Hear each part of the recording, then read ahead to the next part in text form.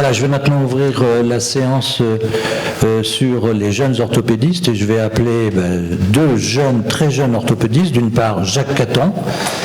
Et Jacques Caton était le coordinateur de cette séance et le bureau et le président le remercient de toute sa force et la conviction qui a permis d'obtenir les résumés en temps et en heure. Merci mon cher Jacques. Et enfin, j'appelle aussi comme modérateur Sébastien Lustig. Bonjour Sébastien. Donc c'est un ancien qui est entouré par deux Lyonnais finalement. J'espère que tout se passera bien. Bienvenue. Voilà, donc la séance est ouverte. Je rappelle que chacun des orateurs doit respecter le temps de parole. 10 minutes chacun. Bon, c'est bien. C'est parfait. Ça permettra effectivement de discuter. Et puis pour les académiciens et les académiciens, ayez la gentillesse d'éteindre vos portables pour éviter que les belles communications scientifiques soient interrompues. Enfin, je rappelle, et Bernard est ici, puisque c'est lui qui recueille les mémoires, une nouvelle fois, que l'intérêt de ces communications est de pouvoir effectuer des e-mémoires.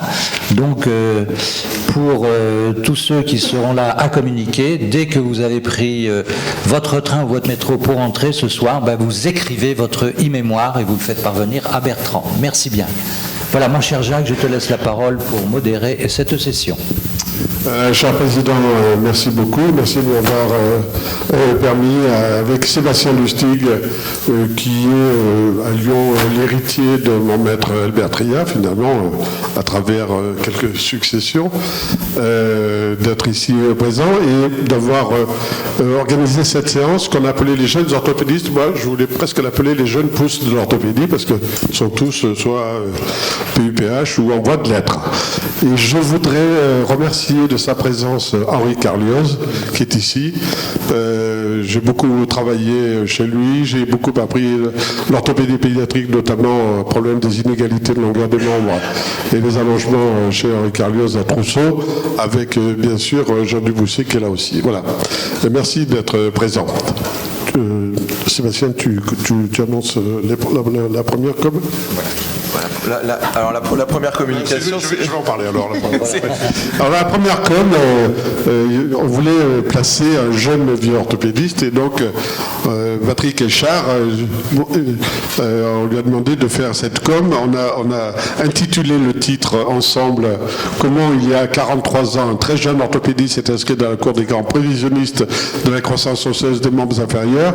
Comme me l'a fait remarquer Henri Carlioz, les prévisionnistes, on parle surtout des prévisionnistes en matière de climat et en matière de temps, ils se trompent souvent, mais en matière d'inégalité de longueur, on espère qu'ils ne se trompent pas trop, et surtout grâce au travail d'Echard, qui a construit une courbe formidable sur laquelle on travaille toujours, qui est la courbe d'Echard et Carlioz. Patrick, à toi. 10 minutes. Ça commence mal, tu m'avais dit 15 minutes. 15 minutes, alors, bon, parce que si tu es un peu plus lent que les autres, alors... Le président vous donne 15 minutes, pas une de plus néanmoins. Voilà. Donc, merci Patrick. On y va. Messieurs les présidents, deux remerciements. Le premier, il est classique et banal, c'est de me donner la parole et surtout de l'écouter. Le deuxième était destiné, mon cher Jacques. Tu as choisi le titre, que j'ai accepté bien sûr. J'y vois là ton intention de montrer aux jeunes orthopédistes à qui la séance est dédiée la genèse d'une innovation. Je salue au passage ton audace de faire ouvrir la séance, cette séance, par un jeune orthopédiste de 75 ans, mais comme pour les besoins de la cause, tu me rajeunis en même temps de... Ah, c'est notre partie aussi.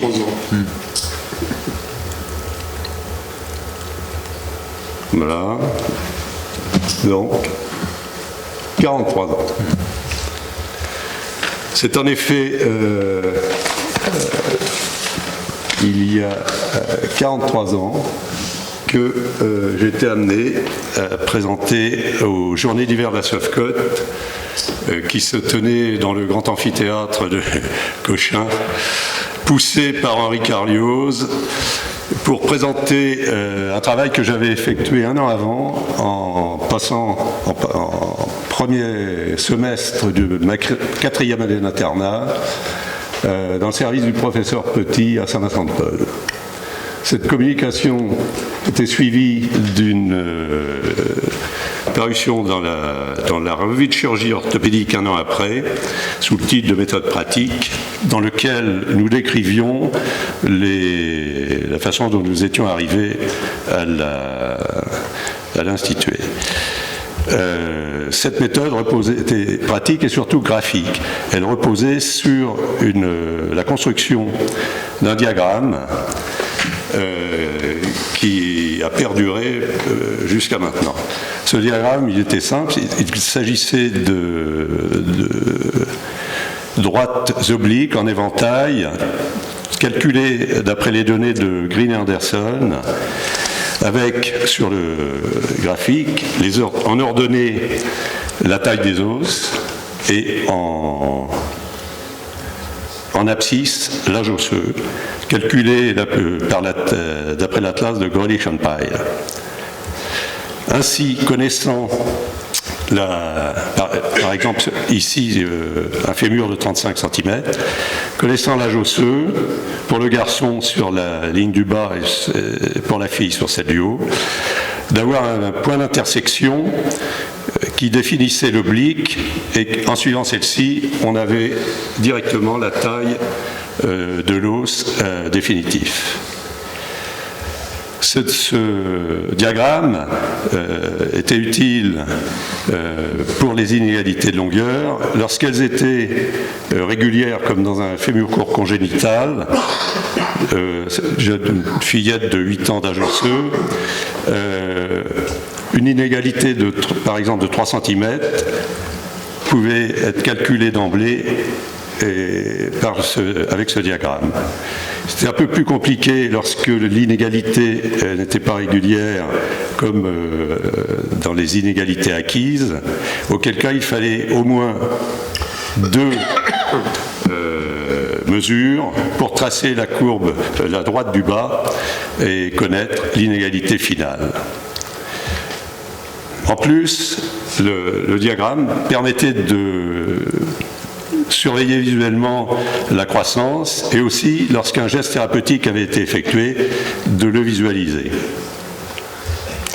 En dernier, l'utilisation d'un calque permettait de fixer les dates d'épiphysiodèse lorsque celle-ci avait été décidée.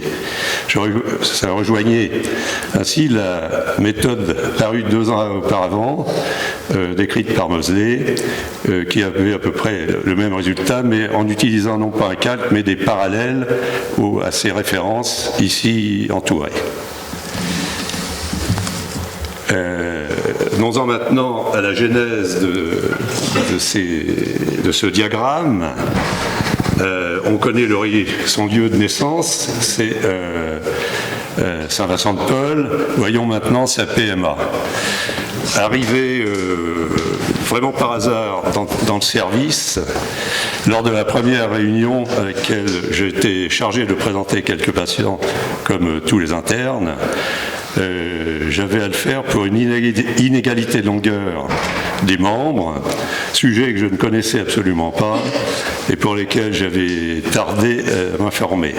En plus, dans l'observation, la méthode d'Éripré m'était apparue assez difficile à comprendre, de sorte que ma présentation était sûrement faible, car elle entraîna de la part du maître de cérémonie Henri Carlioz des questions incisives, mais aussi une critique mordante qui me firent décider, lorsqu'à la fin du staff, les internes furent convoqués pour qu'on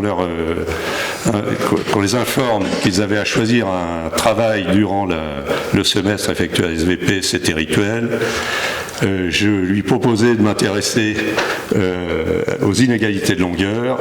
N'ayant pas de document, je lui demandais s'il avait quelques lectures à me proposer. Il me donna rendez-vous la semaine d'après, où il me remit un dossier assez complet. Il y avait une dizaine de photocopies tirées à part et d'articles, tous ou presque en anglais, rangés par ordre chronologique, en me disant écoute, tu lis ça, et puis je te donne une semaine et au bout de la semaine, on verra ce que l'on peut faire. Donc, je commençais par le premier, 48, article de Green Anderson, qui avait fait une étude semi-longitudinale d'enfants et tiré un schéma qui m'a tout de suite sauté aux yeux. La partie courbe supérieure me paraissait possible de rendre rectiligne en jouant sur les abscisses.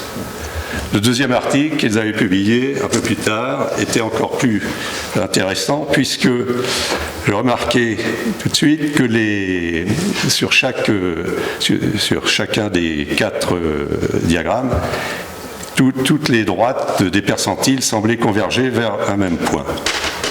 Ce point, je le confirmais avec une meilleure prise, meilleur document, et mes reliquats mathématiques me permirent de mettre en équation ces droites et de calculer les coordonnées des points d'intersection. Et c'est là que je remarquais que pour le fémur et le tibia, ils étaient le même chez le garçon et chez la fille. D'où la possibilité de faire pour chaque sexe un diagramme commun au tibia et au fémur, ce que je présentais à Henri Carlioz, de qui j'ai eu l'approbation, et qui me conseillait alors de vérifier, de valider sur des dossiers du service d'inégalité, ce que je fis durant les quelques mois qui restaient du semestre.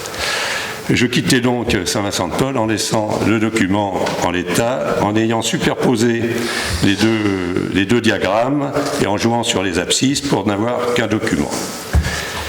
Voilà donc la naissance du bébé. Qu'est-il devenu ? Écoutez, moi depuis 43 ans, je me suis hier intéressé au côté clinique et utilisé le diagramme. Vous verrez que je me suis intéressé à autre chose. Et tout bêtement, j'ai interrogé Internet par un moteur de recherche et je suis tombé en première ligne sur un article de Franck Launay qui, à la fin d'un chapitre, notait que la méthode était toujours utilisée à l'heure actuelle et résistait ainsi aux technologies modernes. Personnellement, j'avais toujours été intéressé par étudier les variables. À l'époque, la longueur donnait quelques soucis puisque dans des flexums ou même les pangonogrammes n'étaient pas d'une précision absolue. Le problème est actuellement réglé avec les nouvelles technologies, le TDM, l'IRAM-LEOS. Par contre, l'âge osseux, j'ai eu la surprise qu'il était toujours calculé par les radiologues à partir de l'atlas de Grealish and Pyle, même s'il avait été un peu rénové. Ce qui m'avait toujours intéressé dans l'âge osseux, c'est que le Grealish and Pyle donnait une analyse qualitative confiée aux radiologues et qu'elle était souvent vectrice d'erreur. Raison pour laquelle, moi, m'étant plus intéressé à la chirurgie pédiatrique infantile, de par mon installation, j'avais gardé quand même un œil sur cet âge osseux. En fin de compte, qu'est-ce que c'est que l'âge osseux ? C'est la comparaison un témoin qui vous donne au niveau des abscisses de la courbe la place d'un rapport par lequel il va falloir multiplier la longueur d'un os considéré pour en connaître la taille à l'âge adulte. Par Thalès, on peut se rendre compte que ce rapport, il est celui de la BAC ACAB que j'ai appelé l'indice de croissance restante. Ce rapport, comment le calculer ?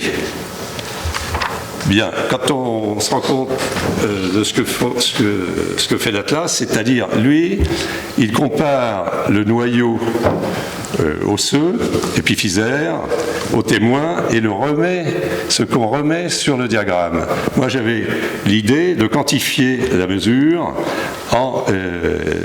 et ce qui pouvait aller directement sur l'abscisse.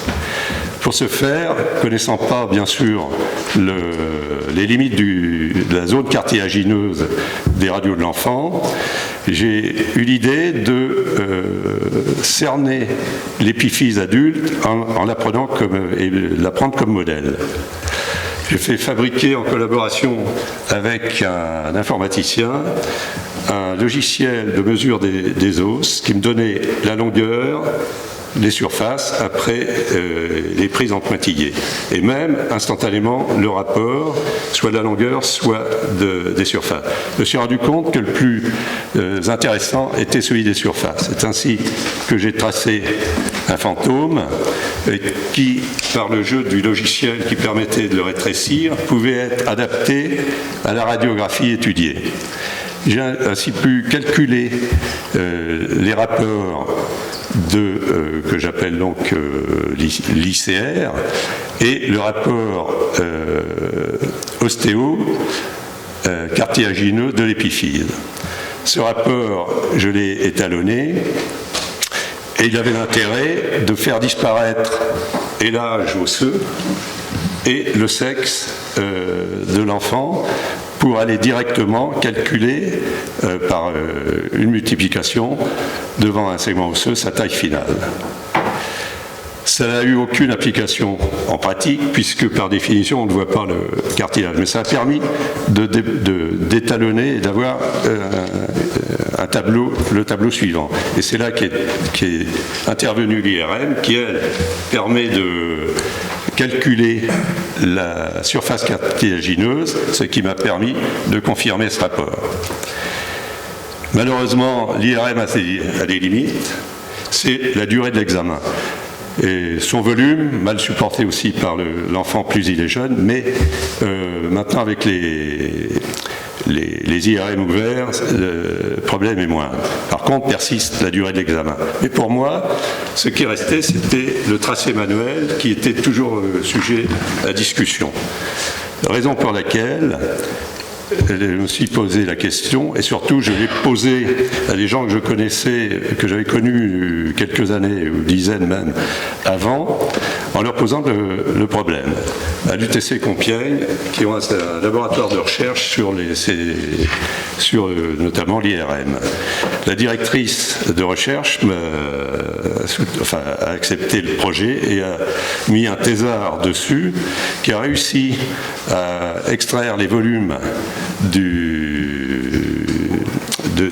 des coupes IRM, enfin des images d'IRM, et a essayé de s'en servir. Il a notamment calculé les rapports et conclué qu'on pouvait se passer de l'analyse humaine et faire confiance à la machine. Par contre, c'était incomplet et la directrice demandait de poursuivre le projet, mais au prix d'un financement que personnellement je ne pouvais pas assumer et que la SOFOP consultée n'a pas suivi non plus.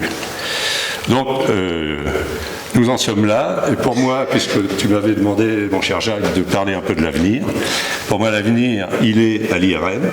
Quand on aura une possibilité de raccourcir le temps d'examen et de mettre un enfant de 5 ans dessous, ça sera gagné. D'autant que maintenant, il y a des antennes qui se dédiées au poignet qui peuvent être utilisées. Donc pour moi l'avenir, c'est une application dans un smartphone et qu'on pourra mettre sur la tablette pour interroger directement le radiologue qui fera l'IRM.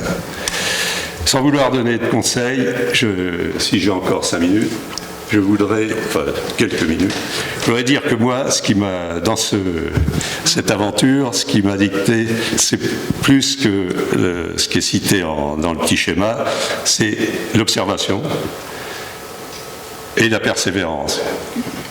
Parfois même l'obstination, comme le remarquait parfois Henri Carlioz.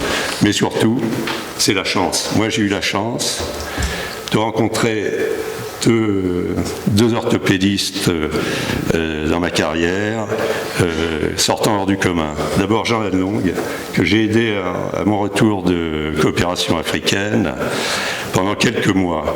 Je n'avais pas encore décidé de ma spécialité, et c'est à son contact. Il y avait un esprit bouillonnant,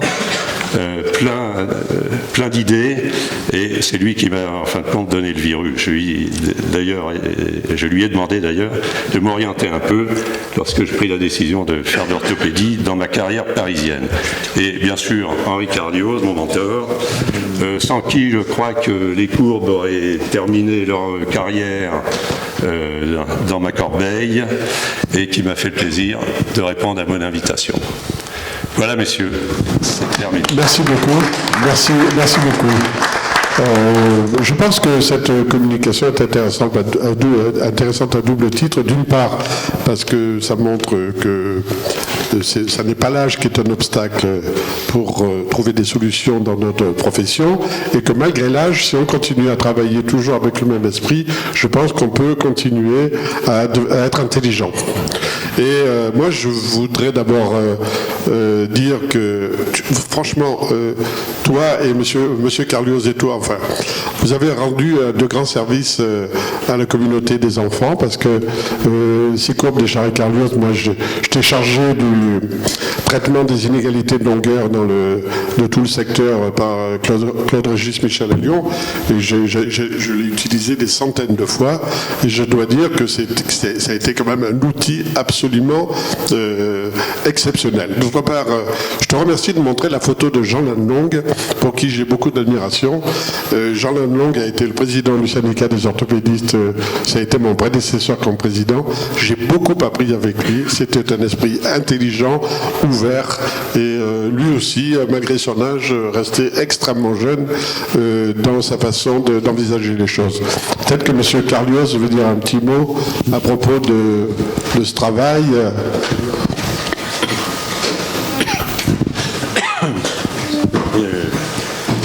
Je crois qu'Échard a très bien présenté l'affaire et il a tout dit. Je suis très honoré d'être aujourd'hui dans cette noble assemblée dont je ne suis pas membre et je l'ai souvent regretté. La bonne leçon, je crois, c'est, et Charles l'a dit, c'est son acharnement. Je lui ai présenté une idée de travail, il a sauté dessus, il l'a fabriqué, achevé, publié, et il a continué, sans moi bien entendu, tout ce qu'il a présenté sur l'âge osseux. Je serais très heureux, bien entendu, qu'il fasse partie de votre assemblée. J'aurai l'impression, grâce à lui, d'y être un petit peu. Merci monsieur.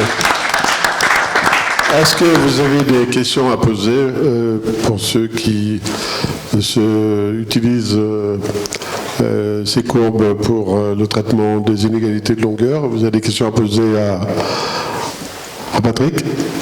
Moi, j'ai une question à te poser parce que c'est vrai que en fait, il faut faire un mixte avec les courbes de Green Anderson pour utiliser les courbes, la courbe que tu as décrite. Et d'autre part, l'erreur vient de l'âge osseux parce qu'on n'apprécie pas toujours parfaitement bien l'âge osseux.